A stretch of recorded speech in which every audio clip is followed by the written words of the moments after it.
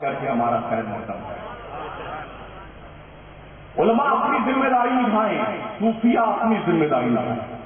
علماء کا کام ہے ظاہر کو صاف کر دینا، صوفیہ کا کام ہے باطن کو صاف کر دینا۔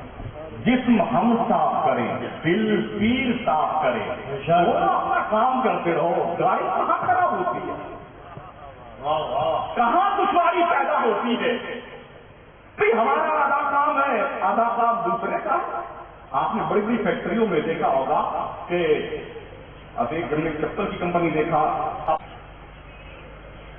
جو اپر مین ہوتا ہے وہ باٹم مین کا کام نہیں کرتا، اور جو باٹم مین ہوتا ہے وہ اپر مین کا کام نہیں کرتا۔ کام بٹے ہوئے ہوتے ہیں، اور عربی کا مقولہ بھی ہے لکل فن رجال، ہر فن کے الگ الگ آدمی۔ لوہار سونے کی جھمکی نہیں بنا سکتا، اس لیے کہ ایک ہتھوڑی میں پتہ نہیں جہاں چلے گا سونا گیا تھا، اور سونار لوہے کے اتنے بڑے ٹکڑے کو اپنے ہتھوڑی سے پیٹ کر کے سیدھا نہیں کر سکتا، اس لیے کہ ہتھوڑی تو سیدھی ہو جائے گی، لوہا سیدھا نہیں ہوگا۔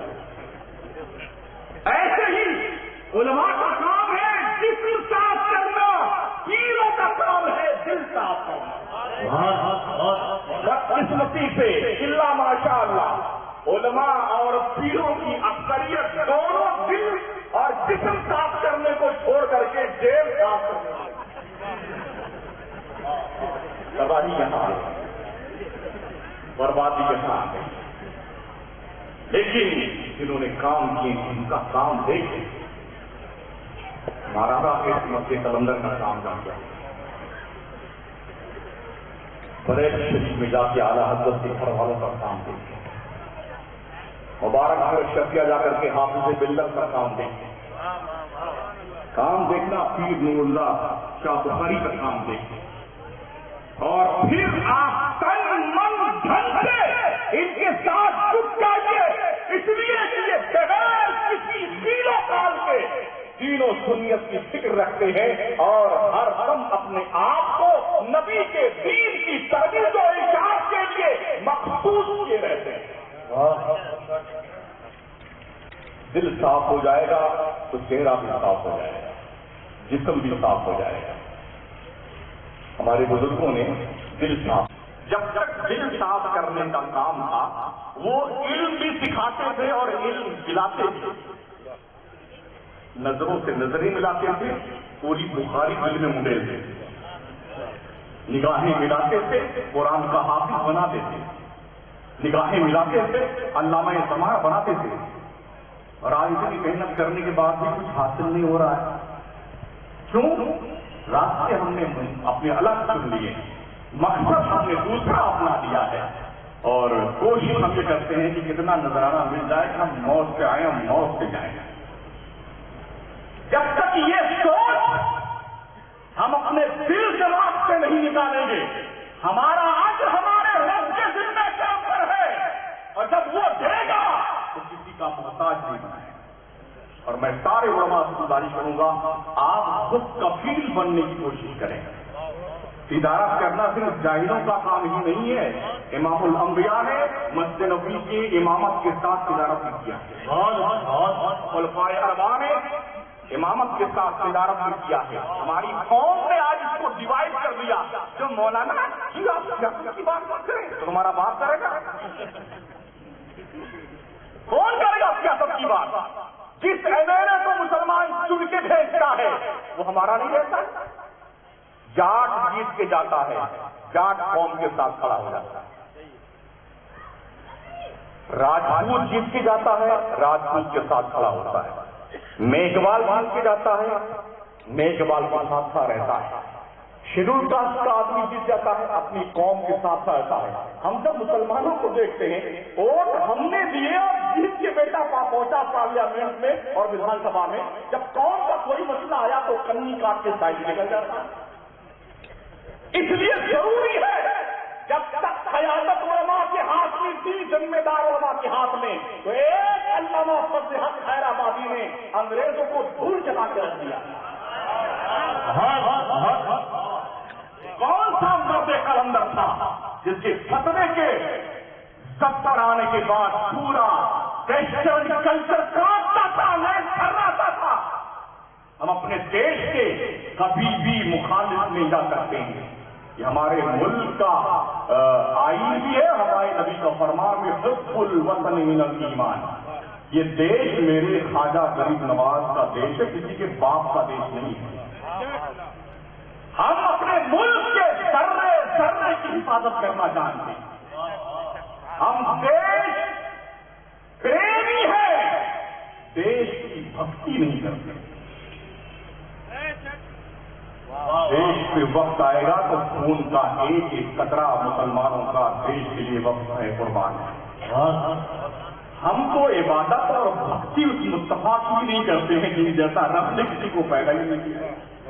تو ہم سے کوئی یہ توقع نہ رکھے جب سورج نکلے تو مسلمان بھی اسے سورج نمن کرنے لگ جائے. ہم سے کوئی یہ توقع نہ رکھے ہم زمین کی پوجا کرنے لگ جائیں. ہم سے کوئی یہ توقع نہ رکھے کہ ہم پیڑوں کی پوجا تم کرو, ہمیں کوئی آپتی نہیں. لکم دینکم ولی دین, بالکل پرمیشن ہے. تمہارا دھرم تمہارے لیے, ہمارا دھرم ہمارے لیے. مگر جب دیش کی بات آئے گی تو کشمیر کی سرحد میں کے کنیا کماری تک ذرے ذرے کی حفاظت دیش کا ہر مسلمان کرنا چاہتا. یہ کر دارالعلوم انوار مصطفیٰ میں طلبا کو دیا جائے, سارے مدرسوں میں دیا جاتا ہے, سارے بچوں کو یہ سبق پڑھایا جاتا ہے. جب دیش کے وقت آئے تو اپنی قربانی دینے سے دریغ مت کرنا. اور اللہ کی عزت کی قسم اگر ریکارڈ سدھارا جائے اس ملک کا تو جتنی قربانیاں مسلمانوں نے دیش کے تحفظ اور آزادی کے لیے دی ہے, کسی قوم کی اس کی قربانی ہے ہی نہیں ہے.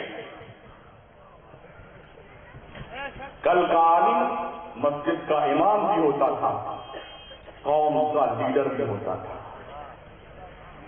آج کا عالم مسجد کا امام ہوتا ہے تو کمیٹی کہتی امام صاحب آپ سیاست کے بارے میں مت بولیے. اور اگر کسی نے بول دیا عصر کی نماز کے وقت میں تو مغرب پڑھانے کا موقع نہیں ملے گا اس امام کو. جناب آپ جائیے, ہم سیاست کی بات نہ کریں. ہم سیاست کی بات کیوں نہ کریں؟ اس ملک میں رہتے ہیں, ہمارا دیش ہے, ہمارا ملک ہے, ہم ووٹ دیتے ہیں, ہمیں ووٹ دینے کا ادھیکار حاصل ہے, سنویدھان ہمیں آزادی کا پروانہ دیتا. ہم کیوں سیاست کی بات نہ کریں؟ کیا مولانا ہونا جرم ہے؟ تو ہمارے علماء کی اکثریت وہ ہے, بلکہ میں اگر یہ کہنا چاہوں گزشتہ 50 سال کے اندر ہمارے علماء نے دنیا کے بارے میں سوچنا بند کر دیا.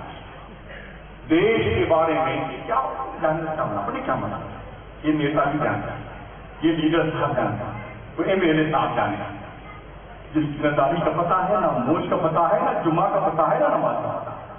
جن کا یہی پتہ نہیں کہ صبح مسلمان بنتے ہیں شام کو کافر ہو جاتے ہیں, شام کو مسلمان بنتے صبح کافر ہو جاتے ہیں. کنڈیشن یہ ہے کہ شام کو پھر صبح کو توبہ کر لی, رند کے رند رہے ہاتھ سے جنت. کیا ان چیزوں کو کیے جائے کیا ہوش ہے لوگوں کی؟ جب تک قیادت علماء کے ہاتھ میں تھی, ہندوستان کی آزادی 1947 تک علماء کا ریکارڈ آپ دیکھ لیں. اگر کسی کو سب سے زیادہ شہید کیا گیا ہے تو وہ علماء کی تعداد ہے, جو تقریباً 36,000 علماء کو دلی کے سرحد سے لے کر کے لاہور کی سرزمین تک باضابطہ شیر شاہ کوری روڈ پر علماء کی لاشوں کو پیڑوں پہ لٹکایا گیا. کیا جرم تھا ان میں؟ انگریزوں کے خلاف جہاد کا فتویٰ کیا تھا اس لیے, دیش کی آزادی کا راز علاقہ تھا اس لیے. یہ جرم تھا ان کا. پتہ چلا کہ ہمیں آج بیدار ہونے کی ضرورت ہے. ہماری علماء اس وقت تک حق بات نہیں کہہ سکتے جب تک کہ خود کفیل نہیں بنے. آپ امامت بھی کیجیے, تجارت بھی کیجیے. اگر آپ کا مسلی, آپ کا سیکریٹ ہوتا ہے, آپ ایسی امامت سے ریزائن دے دیجیے. تو کہ بیٹا امامت کا بزنس کیجیے, حلال روزی کمائیے, اور حق بات بولنے کا حوصلہ, آنکھوں میں آنکھیں ڈال کے حق بات بولیے, یہ حوصلہ پیدا ہے. میں دعا کرتا ہوں اللہ ہمارے ہر عالم دین کو خود کفیل بنا دے تاکہ یہ حق بات کہنے لگ جائیں, اور ہماری قوم کو اور ان کو جو کمیٹیوں میں ذمہ دار بنتے ہیں. لگتا ہے جب کوئی کسی مسجد کا صدر بنتا ہے, مدرسے کا, تو لگتا ہے کہ ہم تو اکبر بادشاہ بن گئے. اتنی حرام خور ہیں اللہ ماشاءاللہ، اتنے حرام خور، مسجد کی رقم، مدرسے کی رقم سب ہڑپ لے جاتے ہیں، کتاب مانگو تو پورے خاندان کا لڑنے آتے ہیں۔ اتنے خائن لوگ آج کی تاریخ میں پیدا ہوئے، وجہ کیا ہے؟ علماء نے اپنی ذمہ داری چھوڑ دی۔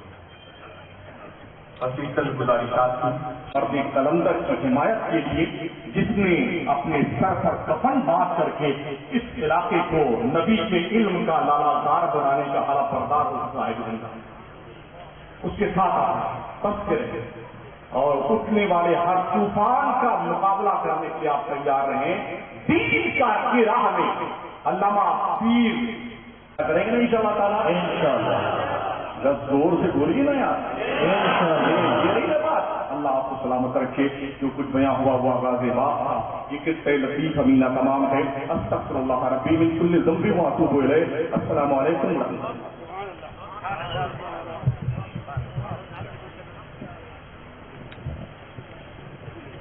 حضرت نبی صلی اللہ علیہ وسلم پیش کرنے کے لیے دو اشعار پیش فرمائیں گے اور یہ عطا الرحمٰن